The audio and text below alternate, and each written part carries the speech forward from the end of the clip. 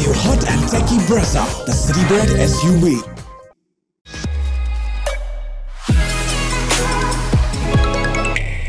Chennai Super Kings versus Rajasthan Royals is match number 61. It kicks things off on the penultimate doubleheader of the season. Two teams who find themselves in the top four, but both don't have recent form going with them. What can we expect? We build up to the game on Maruti Suzuki Arena, presents ESPN Cricinfo Timeout, powered by JBL, where we have Mitch McClenaghan and Varun Aaron to help set the game up for us. CSK, it is a quick turnaround. Just played on Friday night, have to play on Sunday afternoon. So it's a quick turnaround, the pressure of the points table. Now more than ever, they need that Chepak factor working for them. Yeah, they do. Massively. It's going to be a huge fixture, absolutely. And I think one of the things is that they're so close. They get one win and they're pretty much there because of their net run rate. But otherwise, if they don't turn up and go full out and come with no excuses, even though it is a short turnaround, they could be looking down the barrel of it being Dhoni's last game at Chepak. That is a big subplot to this game. Over the years, CSK haven't had these kind of issues, but these conversations come up because they enter this game with 4 losses in the last 6. We're not accustomed to seeing this at the business end with CSK. No, we aren't, because there are a few things which haven't been working for them, especially Ritu's partner. They've been hunting for his partner forever.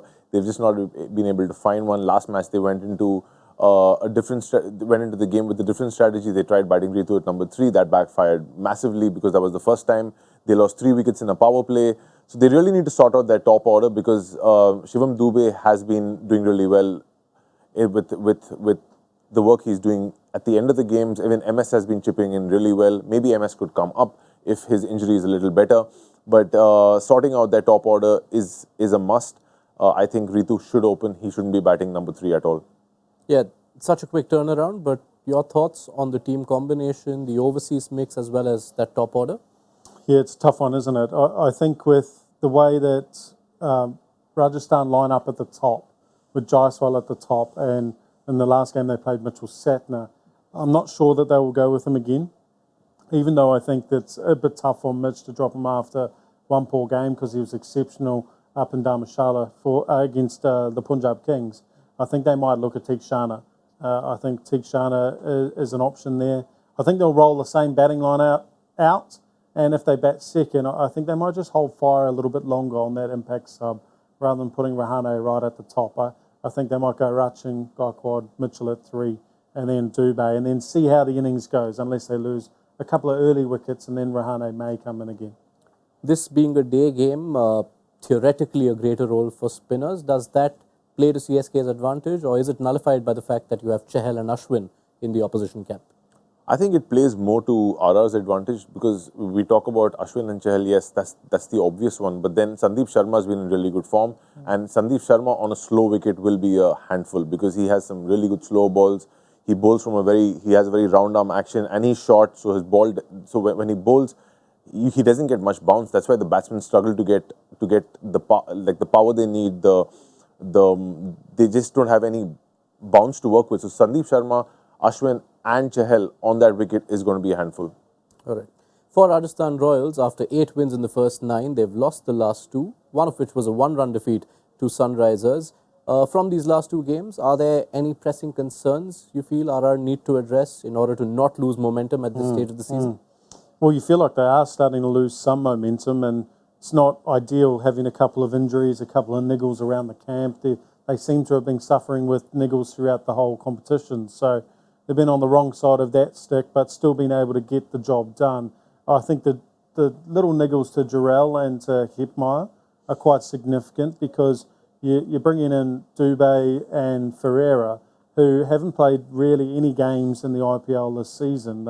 They've kind of just been on the bench, coming in without form, and what you don't want is guys coming in without form, coming into crunch matches. So they'll be sweating that Hepmeyer and Jarrell are fit, because this is going to be a hugely important clash.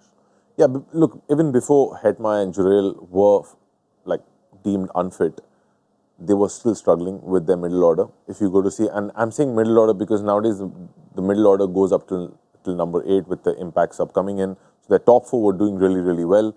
But then their middle order was going, I think, at an average of 20 with a strike rate. And the strike rate is more important, at a strike rate of 147, which is in today's IPL, that's a bit below par, So that's one area which they would be looking at, and they would want somebody to put their hand up and just say that, you know what, I'm the guy, and I need to take this middle order forward, because that's the only area where I see RR stumbling a little bit.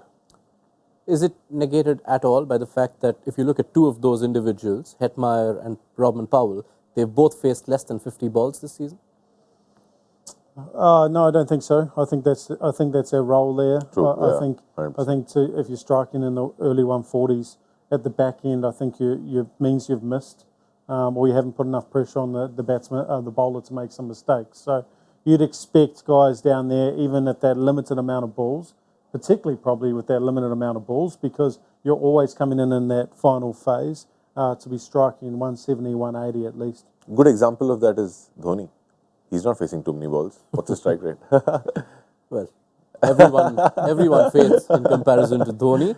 This is the first meeting between these two sides this season. Rajasthan Royals have won the last 4 against CSK.